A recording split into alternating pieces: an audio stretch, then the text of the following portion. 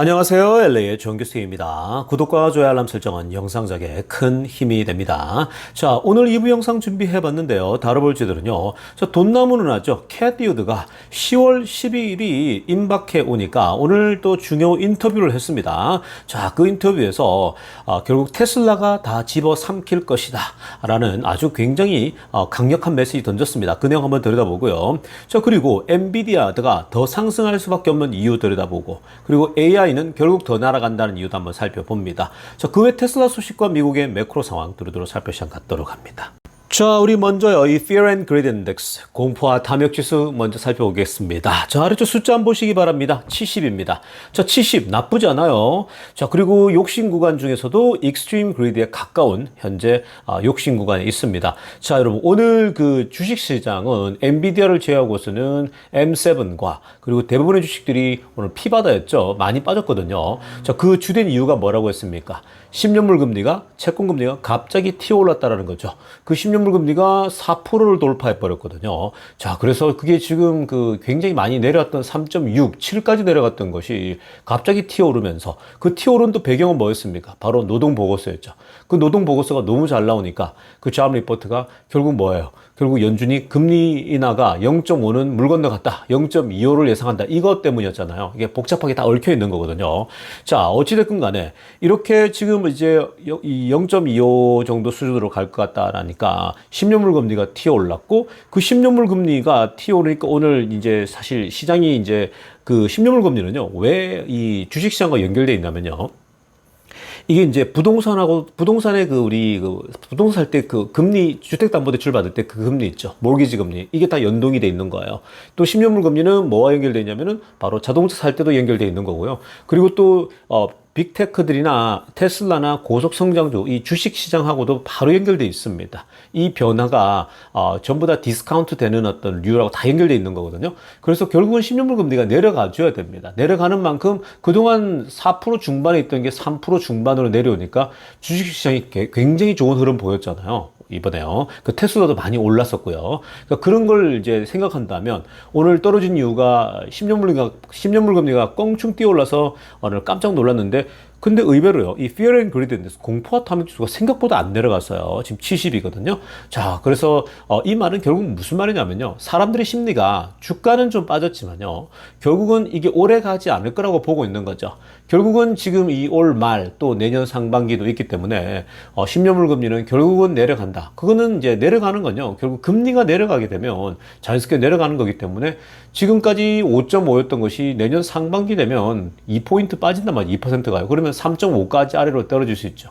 그러니까 당연히 뭐 그게 이제 얼마 남지 않았지 않습니까? 지금 이제 벌써 10월인데 11, 12 내년 상반기 6월달 8개월 안에 충분히 내려간다고 보는 거죠. 그래서 또 그런 것들 미리 움직이기 때문에 이런 심리 상태가 생각보다 데미지를 적게 받고 있다라고 보시면 되겠습니다. 자, 우리 4대 선물 시장과 오일 가격 10년물 금리도 체크해보면요, 지금 선물 시장은 전반적으로 그냥 뭐 그 변동이 크게 없습니다.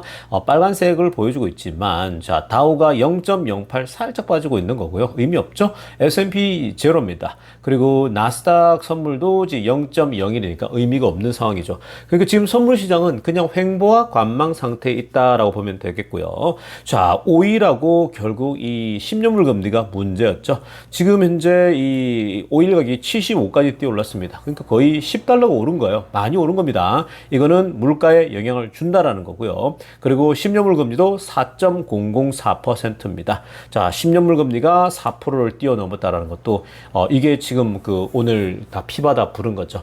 자, 그러나 우리가 앞에 살폈지만 이거 너무 염려할 필요는 없습니다. 결국 이게 단기적인 그러한 상승을 보여줬다고 보시면 되겠습니다.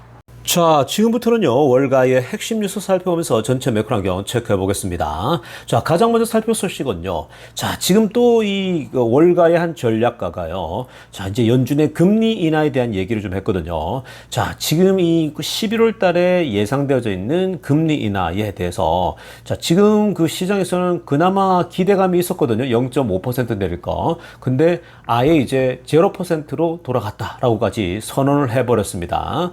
자, 여러분 우리 핑크빛으로 하려고 보게 되면요.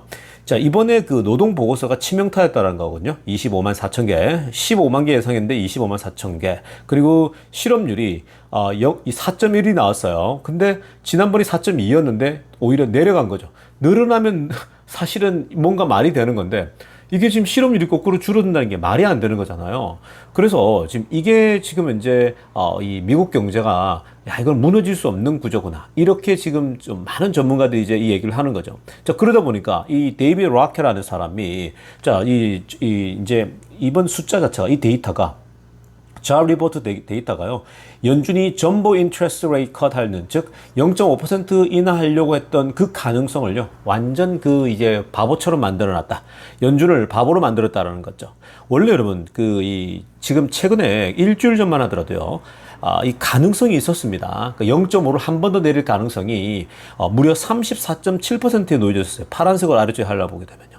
그럼 34%면 크지 않습니까? 원래 이번에 0.5를 내렸기 때문에 11월 달은 0.25로 갈 것이다 라는 것이 대체적인 의견이었는데 근데 여전히 시장 안에서는요, 지금 연준이 지금 충분히 0.5를 한 번 더 내려도 된다. 왜냐면은 인플레가 이제 2%대 거의 근접해 있는 상황이고 노동시장이 안정적이기 때문에 차라리 조금 더 내리는 게 낫지 않을까. 이렇게 예상들을 하고 있었거든요. 그래서 점점 기대감이 있었는데, 자, 이게 완전히 이번 노동 보고서를 보면서, 이게 뒤집어 버렸고, 0% 가능성이요. 4%, 즉 35%죠, 거의. 여기서 0%로 완전히 바뀌어버렸다라고까지 이 사망 선고를 내린 겁니다. 자, 굉장하죠. 시장에서 그나마 이 35% 가능성이 있었는데 이게 이제 제로가 돼버렸다는 거죠. 그래서 이번에 노동 보고서가 굉장히 컸던 거고요. 미국 경제가 좋다는 건 좋은 건데 문제는 연준이 금리 인하를 천천히 갈 거라는 것이 이 시장에겐 그렇게 좋지 않다라는 거거든요. 그 천천히 갈 수밖에 없는 거예요, 결국은. 그래서 이런 분석들이 오늘 10년물 금리도 끌어올렸고, 지금 현재 주식 시장이 막 더 큰 폭으로 오르면 좋겠지만 지금 조금 횡보하고 있는 거죠. 근데 이것도 여러분 너무 섣불리 이렇게 움직일 필요 없습니다. 결국 지금 여러분 변동성들이 특히 대선이라고 하는 변동성이 크기 때문에 아직까지는요. 지금 현재 이걸 가지고 우리가 속단하기 이릅니다. 그러니까 지금 대선이 트럼프가 될지 지금 카멀라 해리스가 될지 지금 현재는요. 아주 굉장히 투자들이 안개 속에 쌓여 있기 때문에 지금 뭐 어떻게 될지를 모르는 상황이죠. 자, 그래서 지금 현재 시장은 그렇게 큰 움직임은 없는 겁니다. 대선이 끝나면요, 움직임이 굉장히 빠르게 움직일 거예요. 자, 이어서 살펴볼 소식은요, 중국 소식 한번 들여다보겠습니다. 자, 최근에 중국 주식이 랠리를 보이면서 지금 뭐 중국 주식에 투자해야 되냐 뭐 이런 얘기들 흘러나오지 않습니까? 자, 최근에 중국 주식이 랠리를 보이는 이유가 뭡니까? 중국 정부의 뭐 무제한적인 돈 풀기 이거 아니겠습니까? 자, 그래서 기대감들 가지고 투자하는 사람들이 있는데요. 자, 그런데 여러분 지금 오늘 또 주식시장이 폭락을 했습니다. 특히 홍콩 주식이 무려 6% 이상 전체적으로 폭락해버렸죠. 개별 주식은 더 많이 빠졌습니다. 자, 그 이유를 한번 보겠습니다. 자, 지금 일단 오늘 중국 이 스테이트 플래너죠. 그러니까 중국 관리가 이 추가적으로 나와 오늘 굉장히 중요한 인터뷰였거든요. 그러니까 오늘 프레스 컨퍼런스죠. 그러니까 오늘 기자회견이 highly anticipated. 그러니까 굉장히 기대감들, 어떤 추가적인 대책이 나올 것인가, 어떠한 중국 정부의 구체적인 어떤 그런 정보들이 소위 이 부양시킬 정책들이 있는가에 대해서 길을 쫑긋이 세우고 기다리고 있었거든요. 자, 그런데 굉장히 실망스러웠던 거예요. 경제를 부양하려고 하는 의지는 있는 것 같은데 중요한 것은 추가적인 스티뮬러스, 그러니까 부양책, 디테일한 부양책이 하나도 없다라는 거예요. 그래서 이거는 지금 뭐가 문제인지 어떻게 살려야 될지 그런 계획도 없구나. 그냥 돈은 풀긴 풀었는데 이게 지금 제대로 중국 경제를 살릴지 안 살릴지 모른다라는 거죠.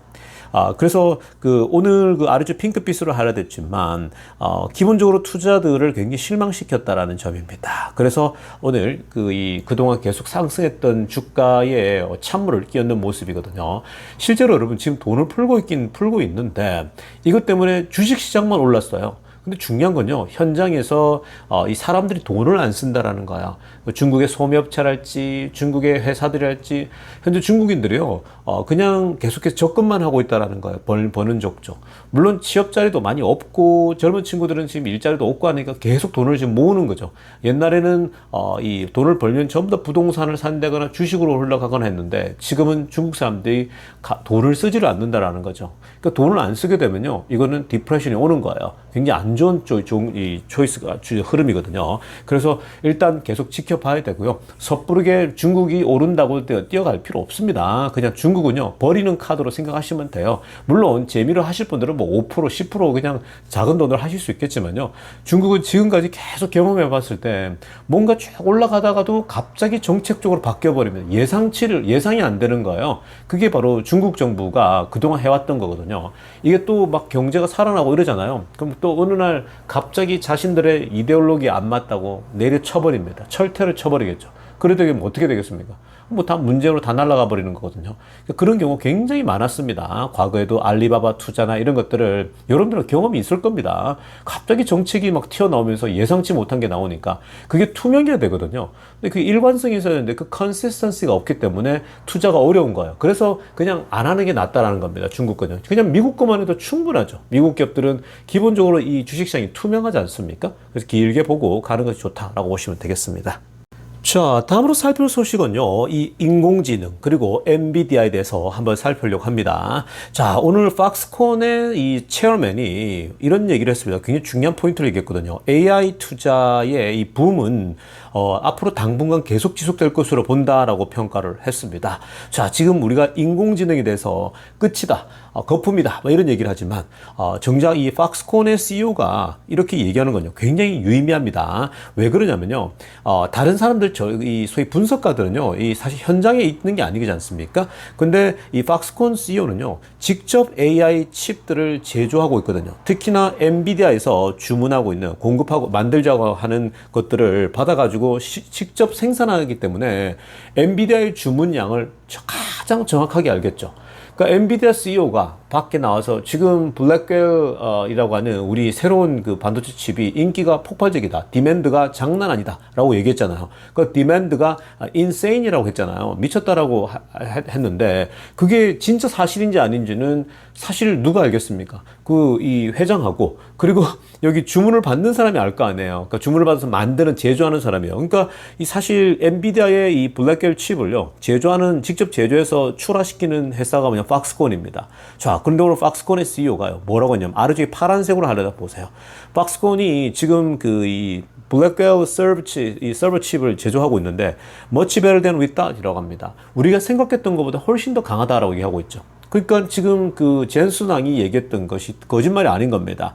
그러니까 지금 계속해서 주문량이 들어가는 거죠. 근데 이들도, 팍스콘도 기본적으로 이 정도 주문량이 있겠다라고 생각할 수 있는 거잖아요. 근데 생각했던 것보다 더 강하다라는 거죠. 그래서 지금 현재 엔비디아가 주가가 계속 날아가는 겁니다. 그러니까 여러분, 엔비디아가 여러분들 제가 계속해서 말씀드리고 있지 않습니까? 지금 펀더멘털이 너무 좋기 때문에 이게 지금 쉽게 불꽃이 꺼지기가 쉽지 않아요. 그래서 갖고 있는 사람들 뭐 옛날 800대 600대부터인가요? 그때 한참 올랐을 때 빨리 팔아야 된다 그러는데, 아니 펀더멘털이 식지 않았는데 왜 그걸 팔고 있습니까? 펀더멘털이 뭔가 식고 성장 속도가 더디고 없고 이러면은 뭔가 정리를 하고 딴 거 살 수도 있겠지만, 지금 뭐 이 여러 가지 펀더멘털이나 앞으로 더 가야 할 그게 더 많은데 그걸 왜 팔고 있냐라는 거야. 다른 어떤 주식보다 지금 좋은데요. 가장 핫한 주식인데. 그러면서 지금 초록색으로 하려면 보세요. 앞으로 이 Artificial Intelligence에 관련된 이 붐이, 이 인기가 still has some time to go. still 가야 할 시간이 여전히 있는데 그 이유가요, 결국 AI 모델이 계속해서 진화하고 발전한다는 거야. 특히나 It's new iteration이죠. 그러니까 이 반도체 칩이, 우리가 한국에도 그 반도체가 있지 않습니까? 메모리 반도체 칩이죠. 그 메모리가 이렇게 계속 업데이트 되잖아요. 계속해서 나올 때마다 속도가 더 빨라지잖아요. 마찬가지예요. 지금 이 소위 그 엔비디아에서 만들고 있는 지금 이 GPU 칩도요, 이게 이제 새롭게 계속 물건이 나올 때마다 업그레이드가 되고 속도가 빨라지는 거예요. 그러니까 그 말을 하고 있는 겁니다. 훨씬 더 만들어지는 것들이 인텔리전하고 더 이 인공지능 칩이 더 빠르고 더 많은 것을 소화할 수 있다라는 거죠. 그건 뭐 우리가 기본적으로 다 알 수 있는 건데 지금 직접 제조하는 사람이 보니까 정말 그렇다는 거죠. 그렇기 때문에 이 AI 모델 자체가 빠르게 더 발전하기 때문에 당연히 이게 이제 이걸 적용해서 뭔가를 마케팅을 하건 뭔가 물건을 어떤 이 소위 판매하건 뭘 하건 간에 생산성과 효율성이 더 나올 수 있는 거죠. 그래서 생산성의 혁명이라는 측면에서는요, 결국은 이 인공지능은 더 갈 수밖에 없는 거고, 거기서 엔비디아는 앞으로도 가야 할 길이 한참 남았다라고 보시면 되겠습니다. 자, 지금부터는요, 테슬라 소식 집중적으로 들여다보겠습니다. 자, 가장 먼저 살펴볼 소식은요, 오랜만에, 아주 오랜만에, 정말 오랜만에 우리 돈나무 누나가 등판했습니다. 자, 우리 돈나무 누나, 캣 디오드가요, 뭐 테슬라를 발견한 아주 최고의 사실은, 최고의 성과지 않습니까? 뭐 다른 종목들은 뭐 좀 실적이 안 좋은 것도 있겠지만, 테슬라를 발견한 뭐 가장 강력한 또 지지자였고, 가장 이 머스크가 가장 이 감춰져 있을 때 가장 이 세상으로 드러낸 사람이 돈나무 누나입니다. 그래서 우리가 여러분 테슬라를 투자하면서 이 아크 인베스트의 캐디오드 돈나무 누나를요 절대로 우리가 무시하거나 하면 안 됩니다. 머스크를 세상 밖으로 정말 이 빛이 나게끔 해준 사람은 돈나무이기 때문에 한번 우리가 항상 나와서 얘기할 때마다 이것을 주목해야 되거든요. 자, 일단 여러분 위에 빨간색으로 하려고 보세요. 굉장히 중요한 얘기를 많이 했는데, 자, 일단 기본적으로 이런 얘기였습니다. 빨간색 부분 보면요. Tesla is going to be competing in a winner take all market이라고 합니다. 지금 테슬라는 어떤 시장에서 싸우고 경쟁하고 있냐? 바로 winner take all market이라는 거야. 그러니까 승자가 다 취해가는, 승자가 다 가져가는, 승자 독식이죠. 자, 이걸 야구로 비교하게 되면, 지금, 제가 다저스와, 현재 샌디에고 경기 보지 않습니까? 제가 보고 왔다고, 디비전 시리즈 1차 보고 왔잖아요. 근데 어저께 이제 2차를 졌거든요. 크게 깨졌는데, 즉 1승 1패인데요. 여기서 이제 2승을 먼저 더 하는 팀이 결국 5판 3승에서 3승을 취하면 이제 이기는 거죠. 게임을 가져가는 거잖아요. 그런 겁니다. 결국은, 이 게임을 좀 더 가져간 사람, 이긴 사람이 전부 다 가져가는 거예요. 이긴 사람이. 그러니까 지금 테슬라도 지금 현재 이 winner take all market이라는 거, 이 자율주행이라는 거, 로보택시라는 것도요. 결국 승자가 독식하는 거예요. 그러니까 지금 검색 엔진만 보더라도 구글이 독점에 있지 않았습니까? 자, 그런 겁니다. 그러니까 그런 식으로 많은 부분에 있어서 어떤 영역에서 결국은 이 승자가 독식하는 그런 경쟁으로 가는 거죠. 지금 플랫폼을 지배하는 회사가 또 가져가지 않습니까? 모든 것들을. 소셜 네트워크도 결국은 보면은 가장 많은 그 지배를 하고 있는 게 그럼 페이스북, 메타 아니겠습니까? 자, 다 그런 거예요. 그러니까 그런 독점적인 시장인데 위너 테이크 롤인데, 자, 근데 바로 승자가 결국은 어떤 사람이 승자가 될 것이냐? 결국은 누가 승자가 될 거냐라는 거잖아요. 뭐라고 하냐면요. They can give rise the safest. 가장 안전한 운전을 할 수 있느냐 하는 거죠. 자율주행에 있어서 얼마나 안전하냐는 게 중요한 거거든요. 그 안전은 뭐 테슬라가 압도적이잖아요. 자, fastest입니다. 빠른 속도입니다. 이것도 제가 계속 강조를 많이 했죠. 여러분들이 지금 그 웨이모랑 비교했을 때요. 지금 웨이모가 뭐 유일하게 지금 나와 있는 거지 않습니까? 현대도 같이 협력해서 거기서 기술을 어떻게 좀 받아볼까 이런 생각하고 있는 중인데, 여러분 지금 이 웨이모의 문제는 뭐예요? 너무 느리다라는 거예요. 다른 문제도 많지만 너무 속도가 더디기 때문에 그 뭐 어떤 그 주행 구간에 보면은 뭐 30마일을 못 넘게 하거나 그런 게 있거든요. 그렇게 느리면요 목적지까지 가는데 너무 오래 걸립니다. 그래서 그게 지금 너무 단점이죠.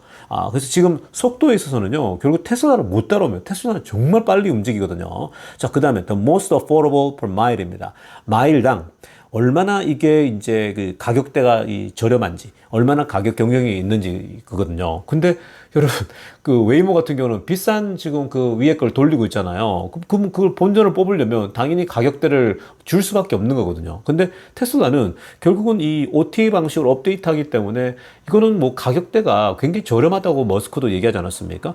가격대가 그렇게 안 비싼 거예요. 그러니까 얼마나 좋습니까? 그러니까 결국은 경쟁력에 있어서는 이 마일당 얼마나 저렴하게 공급할 수 있는가? 결국 가격 경쟁력인 거죠. 그 다음에 속도, 빠른 거는 뭐 테슬라를 타이추종을 불하죠.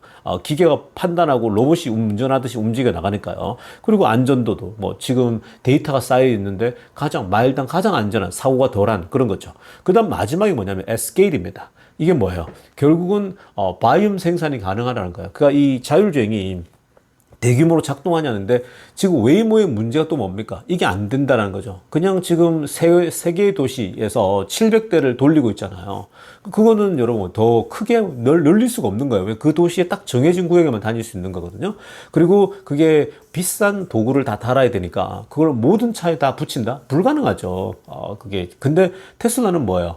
테슬라 같은 경우는 지금 그냥 OTA로 쫙 뿌려주면 업데이트만 하면 그냥 모든 차가 자율주행이 가능해지는 상황이 되는 겁니다. 그러니까 이게 스케일 자체가요, 레벨이 달라지는 거죠. 완전 커지는 겁니다. 그러니까 대규모로 뿌릴 수 있기 때문에 이게 경쟁력으로, 그러니까 이건요, 지금 이 테슬라를 사람들이 이번에 이제 그런 것들을 10월 10일 날 그런 것들을 확인하라는 거예요. 그런 걸 아마 보여줄 거거든요. 여러 데이터로. 세상이 아직 그걸 잘 모르는 거죠. 근데 돈나무는 정확하게 이걸 알고 있는 겁니다.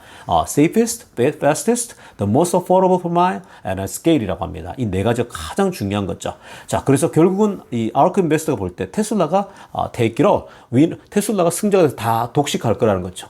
야구로 봤을 때 우리 이 다저스가 이 샌디에고 적진에 가서 다 가져가는, 결국은 이길 일이라고 생각을 하고 있습니다. 내일 지금 엄청 또 기대하고 있습니다.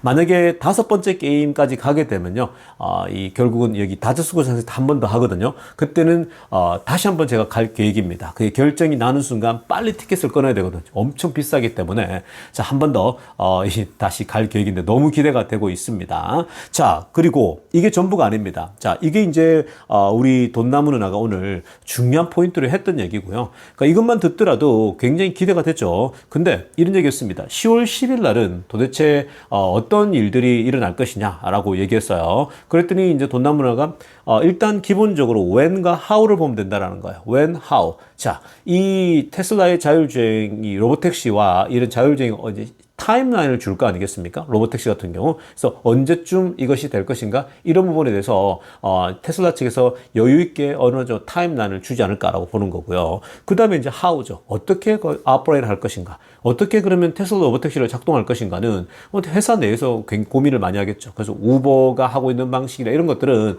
기본적으로 앱에서 이제 하고 있는 것들을 다 파악하고 있기 때문에 그런 부분 기술자를 도입해서 충분히 이제 준비하고 있을 거라고 봅니다. 그래서 when과 언제, 그리고 how, 어떻게를 좀 보면 될 것 같다고 얘기를 했고요.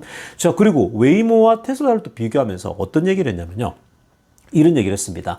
웨이모가 지금 바깥에 먼저 실행하고 있잖아요. 느릿느릿하고 그냥 딱 정해진 곳에만 다니고 있긴 하지만, 근데 웨이모가 하고 있기 때문에 자, 테슬라에 대해서도 웨이모를 바라보면서 절망하고 좌절할 게 아니라 오히려 그러면 테슬라는 언제 나오냐가 아니라, 그러니까 이 소위 말해서 if가 아니라 정말 나올까가 아니라는 거예요. 테슬라가 로보택시를 할까가 아니라 오히려 언제 나올 것이냐가 중요하다는 거예요. 결국은 나오는데 시간 문제라는 거예요. 그러니까 결국은 시간 싸움이기 때문에 테슬라가 나오게 되면요, 웨이모는 여러분 비교가 안 되는 거예요. 적수가 안 되는 거죠. 그래서 사실 오히려 웨이모 굉장히 위험한 상황이라고 보면 되는 겁니다.